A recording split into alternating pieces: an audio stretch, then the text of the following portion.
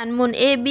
C 3 แผ่นซึ่งมีรัศมีแม่น30ซน20ซน10ซนตามลำดับได้วางขนานกันและบรรดาเม็ดใจกลางประกอบเป็นเส้นซื่อหนึ่ง A กระจายแสง B และ C กันแสงระยะห่าง AB บ่เปลี่ยนแปลงเท่า 1.2 เมตรจงคิดไล่ BC ใน2กรณีกอ C อยู่เงามืดอย่างเต็มส่วนขออยู่ในเงามัวอย่างเต็มส่วนให้จานหมุนมา3แผ่นคือจานหมุน A จานหมุน B จานหมุน C จานหมุน A แม่น30ซนจานหมุน B แม่น20ซนจานหมุน C แม่น10ซนได้เรียนขนานกันบรรดาเม็ดใจกลางประกอบเป็นเส้นซื่อหนึ่ง A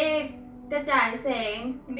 C กันแสงระยะห่าง A B บ่เปลี่ยนแปลงแม่นเท่า 1.2 เมตรและเพิ่นให้ส่องหา B C ใน2กรณีคือ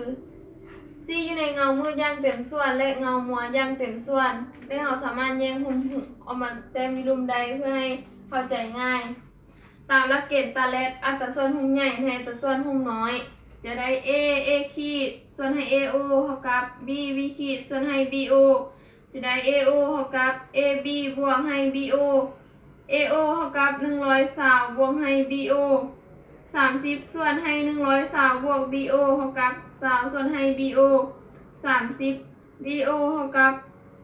2,400บวกให้20 BO 10 BO เท่ากับ2,400หารเอา BO เท่ากับ2,400ส่วนให้10เท่ากับ240ซน BO เท่ากับ240ซน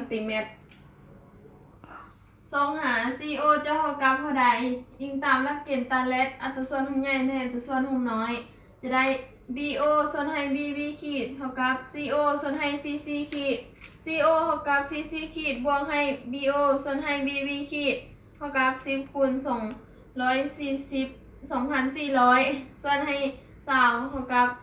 2,400ส่วนให้20เท่ากับ120 CO เท่ากับ120 AO เท่ากับ AB ลบให้ BC บวกให้ CO รู้ว่า AO เท่ากับ120บวกให้ BO เท่ากับ120บวกให้240 AO เท่ากับ360ซนส่องหา BC จะเท่ากับเท่าไหร่ BC เท่ากับ AO ลบ AB ลบ CO เท่ากับ360ลบ120ลบ120BC เท่ากับ120ซนเท่ากับ 1.2 เมตร